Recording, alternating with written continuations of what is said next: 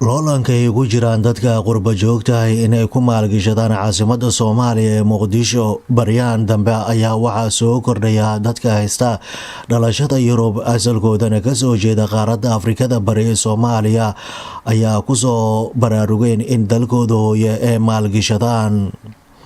Arrintan ayaa waxaa laga dareemayaa dhammaanba wadamada Yurub markay ay fahmeen in haatan ay maalgashani karaan dalkooda.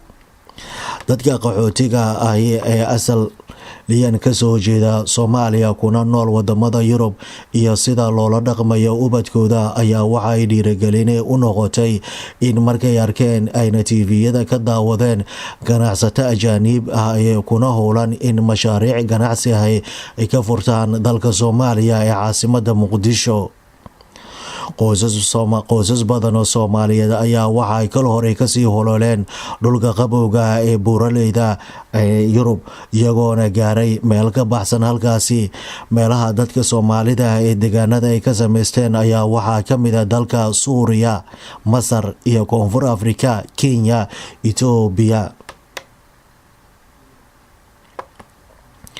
wadamadaasi qaarkood ayaa waxa ay marti u noqdeen colaado dhiig ku daata iyo musuqmaasuq soo wajaha dadka Soomaalida ahi ee lagu barakicinaya.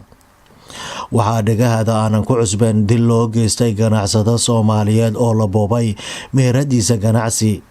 dhammaanba arrimahaasi markay ku badatay dhagaha dadka Soomaaliyeed ee ku haysta Koonfur Afrika meheradaha ganacsiga ayaa qaarkoodna waxay aad u doorbideen inay dalka isaga soo guuraan ayna dib ugu laabtaan dalkiyo haddaba waxaan wada ognahay dadka Soomaalida ahi waxa ay ka soo qaxeen dagaalada iyo colaadda in muddo ay ka socotay geyiga Soomaaliya haba ugu darnaatee halka magaalo madaxda ee caasimada Soomaaliya ee Muqdisho.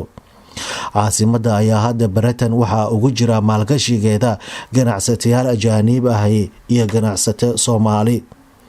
waxaa isbedel xoogan ka muuqda markay isaga warqaadayaan jaaliyadaha qurba joogtahi ee ku nool dalalka Yurub, waxaana hadaladooda u badan yahay inay soo maalgashadaan dalka Soomaaliya. waayo waxay leeyihiin in muddo ku dhowaad 20 sano ayaan waxaan ku jirnay qabow iyo qaxooti, waxayna aad u sii gaarsadeen ubadka lagala wareegayo.